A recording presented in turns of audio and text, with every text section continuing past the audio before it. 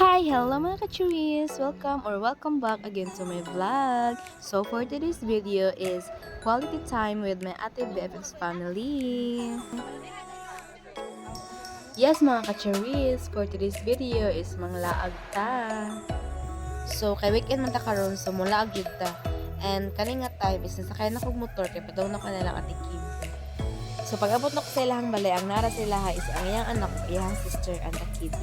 Kaya pa man sila sa ilahang work, sa umaya, sa farm. So mo na siya, bago hebgay ko naabot, nakuratan ako. Kami dyan si Katerin. Awar god. Sus, grabe ka nervyosa, di man tahinga pi. So pag-abot ako at ilang ate is, nag-rest ako and basta maabot lagi ko sa ilahang ate jud, dukukunon jud ko mga bata. I don't know why, but I love kids. And I love babies. So, by the way guys, this is Fiona, the daughter of my friends, Ate Kim. So, ako usa siyang gigunitan o gibantayan while waiting ni sa iyahang mama. And so, mo siya guys, naabot na iyahang mama. Mo na yung mama, si Kimberly. Nga, pertig sa baa. Cherries! So, mauna na siya guys. Nag-video na ko ni Fiona ani. Ug video na ko siya hunungan. Ug di siya mo smile. Di ba? Di ba? And after na, ako sa gipahilak. Ano siya dyan? Shush, lami kay siya ngagan. So, after ana is nag-prepare na mi sa mga gamit para ugma aron sayo mi makatulog kasayo sud mi mata ugma. And tomorrow, so nang mata na mi and nag-prepare na mi. Nag-ilis, na mainit, and etc. Kaya sayo may mga lakaw today. Kaya kasi niya mabiyaan mo sa bus. Cherries. So, mauna na siya guys. Pag umana akong ilis, after ana, nag-skincare na ko, nag-makeup, mga anek-anek. Mga around 4 a.m. pa na siya nga time guys. And after ana, na mainit na ko para mainitan na atong tiyan. So, after ana is nigawas na mi kay mga tanimi sa among sakyan. So, by the way guys, ang ganap jud today is reunion na sa side sa ayahang papa sa akong amiga. And you all asking why I am here? Because anak bi ako sa iyahang mama, lahi lang og papa. Cherries!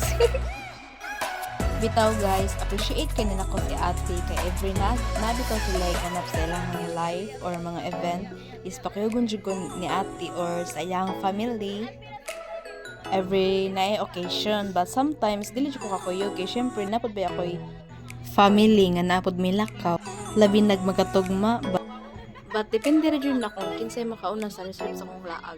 Cherries. Because every relationship need yun ang communication and connection sometimes. Char!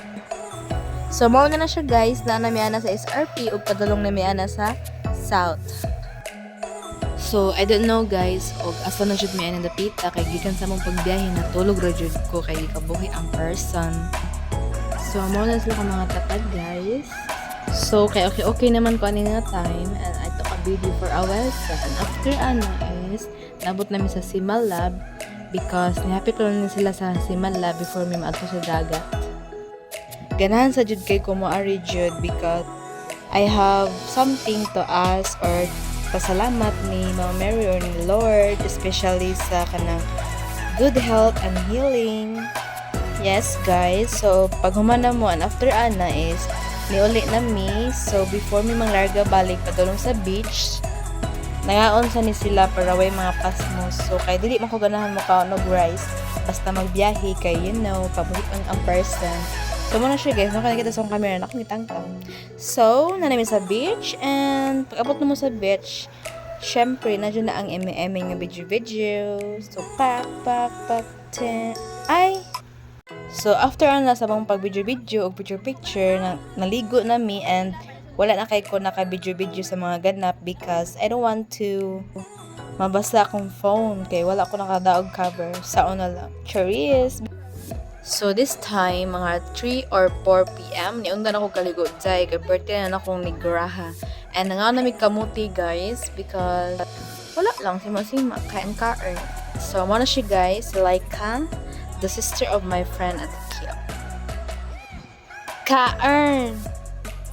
So, after ana is Ini kuman ko kaon kay maligo naman ko ana kay hapit na pod may manguli mga 5 or 6 p.m. And pagkahuman sa tanan na nami sa bus anong uli na mi ana and so far so on.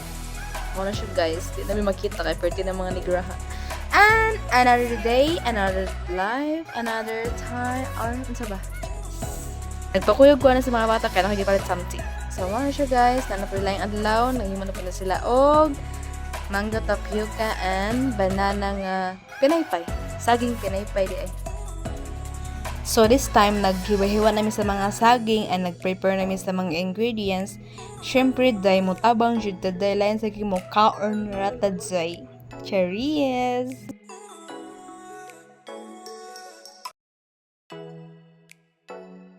And so finally giluto na ang saging.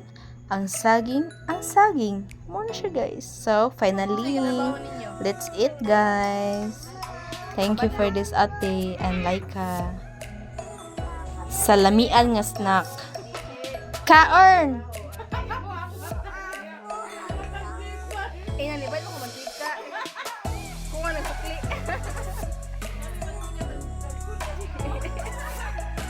Nagtilap-tilap pa. Ba't nagaran mo kaon? Apil. So guys, naka-share ba? After ano ba kayo? Na-curious mong good ko. Ano bitang unsa dyan lasa sa milk sa mama? Kaya never dyan ko nakatilaw og gata sa mama. Bisan sa kong mama before. So mo to siya guys, nakatry na jud ko, nakatilaw na jud ko. And I didn't know, nga nung ako yung tutoy sa kong mama sa una.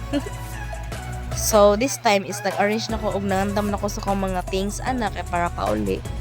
Nga jud ganing mo lag, tanong paspas kay oras ng adlaw do, murag nakuha na jud ko, na may kay delay mo uli.